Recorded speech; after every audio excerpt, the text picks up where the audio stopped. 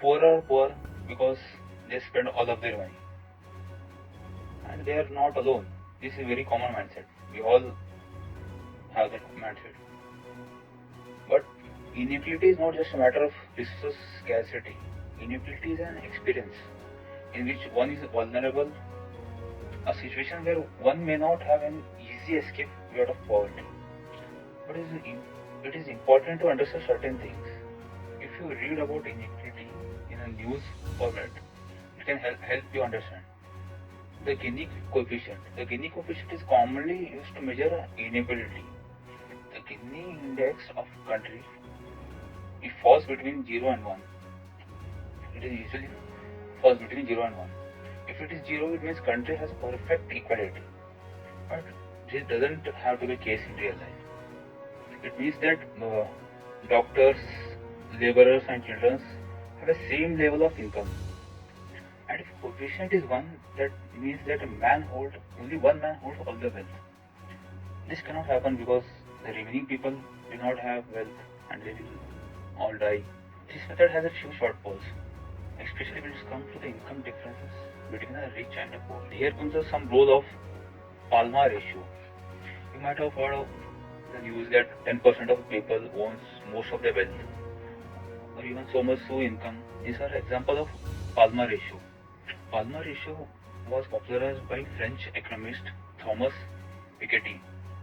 I am talking about Piketty because he argues that inequality is not solely driven by technology changes or economics changes, but rather by government and policies. When we gained independence, we were a hungry nation. We measured poverty in terms of calories, how much calorie we consume. So policies were formulated according to the calories. Then we realized that food alone cannot address our poverty. So we related money to poverty, and that is not a good approach as well, because poverty is a multidimensional. There are factors contributing poor in trap. So we started using consumption expenditure as an indicator measure of poverty. Now, one thing you should know is that we don't have any official data on this after 2000 level, which is quite unfortunate because policies were formulated based on elections. When elections are approaching in state, the government tends to reintroduce poverty alleviation schemes. Basically, inequality doesn't matter to them. The poor are poor, they spend all of their money. But can this be stopped? Inequality is considered stable in Japan and France. Inequality is almost reducing in Ireland, and it is almost very low in Netherlands and Denmark. So, what are these countries doing differently from our country, India? There are few methods. The first method is taxes. Idea behind taxes is that government collects taxes from those who have more money and uses that money to run the country and help lift the poor out of poverty. Now, what India is doing is little interesting. There are two main taxes in India. One is income tax, which individual pays, and one is corporate tax, which company pays. In India, we have reduced the corporate tax so much so that, in fact, in 2021, it has come way below the income tax. The logic behind is that if corporate taxes are reduced, company will make more money and invest more, which will boost the economy. This will also lead to job creation, and money will eventually reach people through private companies. This is known as trickle-down economics. It makes sense. May seem logical also. The top 1% and top 10% of population are becoming wealthier and wealthier, while other bottom 50% and bottom 10% are becoming poorer and poorer. And then it is stated that India should provide universal basic income. This means that people should be given money directly. And they should be allowed to spend it as they want. This is a highly debatable issue because if you give money to the poor, they will spend it on alcohol, as per your knowledge. Arvind Kejriwal talks about direct cash transfer before every elections, and our PM Narendra Modi calls it a remedy. And other parties like Congress, TMC also engage in similar kind of cash transfers before elections. You may have often heard about argument that if you provide cash transfers, people will spend it on alcohol or other wasteful activities. But what would happen if cash is given directly instead of food? Several estimates say that in such food programs, around 30% of the cost will toward transferring and storing of food. And the issue was related to food wastage also. Abhijit Banerjee is someone who recently received a Nobel Prize. He had done the research. There is a proof of data to support the claim that cash transfer doesn't lead to wasteful spending. In fact, his research suggests that direct cash transfer improves spending on nutrition, school, and healthcare expenses. So why do we think like this? Why do we feel welfare programs are remedy? Vijay Mallya, Nirav Modi, and Ocean State taxpayer money, and it is very significant amount. Based on this logic, you could also stop giving loans to the corporates.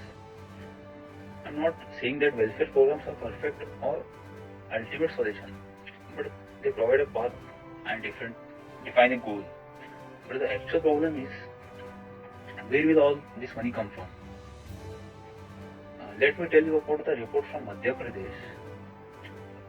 UNICEF gave 300 rupees to adults and 150 rupees to children every month for an year in some villages. And the results were quite positive. In fact, even after 4 years, they were still feeling the positive impact. Suppose these families were receiving cash, they could possibly buy goat, fodder, and a buffalo for their farming. With this extra income, their children were able to go to school. If giving 1000 rupees for a poor family of 5 can make such a difference in their lives, the next time if someone tells you that giving money to the poor will make them drink alcohol or become them lazy, they are speaking based on their personal experience, not supposed by the data. But I have personally never understood the logic behind the trickle-down economics. If you tax the rich, they will invest the money instead of resorting to some kind of theft. However, if you give the money to the poor, they may spend it on alcohol or waste it. The third most important is education. In India, there is an abundance of supply education. There is no doubt. But problem lies in quality. Children are going to school, but they are not learning anything. According to this year's ASEA report, it is mentioned that reading ability of children have reached to the level compared to that of 2012. Because the education system is designed for an elite class. It is imposed on every villagers, every district, especially creating poverty trap through our education system. The poverty trap is referred as a mechanism that keeps poor trapped in poverty. It doesn't allow them to escape poverty. Mexico conducted an experiment called Progresia 20 years ago, and Brazil also did something similar called Bolsa Familia. They are called conditional cash transfer. Basic idea of that is government will provide you with the cash, but there is a certain condition attached to the cash. And the main condition is usually related to education. It involves ensuring that children are enrolled in schools and maintain certain attendance. If those conditions are fulfilled, then cash will be provided. Lakhs of people have been come out of poverty due to these programs. It is sustainable for them and for future generations as well. And there is similar program in India as well. Upon hearing about them, you may find it logical too. However, there is also some problem associated with conditional cash transfer. In this program, it is common for cash to be given to women of the household to maintain a balance. If women have control over money, they can play a role in decision making and it will empower them. Upon hearing this, it may also seem logical, but conditional cash transfer can lead to increased pressure on women because responsibility of fulfilling the condition falls on women. Because the program tends to identify women as caretakers rather than workers, they are forced to leave their jobs. It's possible that this similar situation has occurred to in India as well. When we take a look at this graph, it shows that how much human labor force is present in India. It means how many women are engaged in employment. Now after 2005, the graph shows a significant decline. and it keep on declining. Interestingly, 2005 is the same year when we started significant conditional cash transfer program, especially targeting women. After that, several states also started implementing similar programs. As a result, women stopped working. I don't have any proof of this, but it has happened in Latin countries too. So it is possible a similar situation occurred in India as well.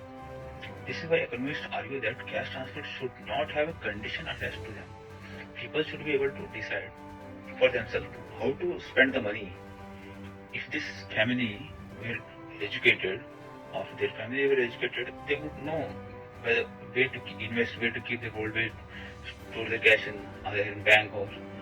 So we need to provide a good education, quality education, which is the state is not currently providing.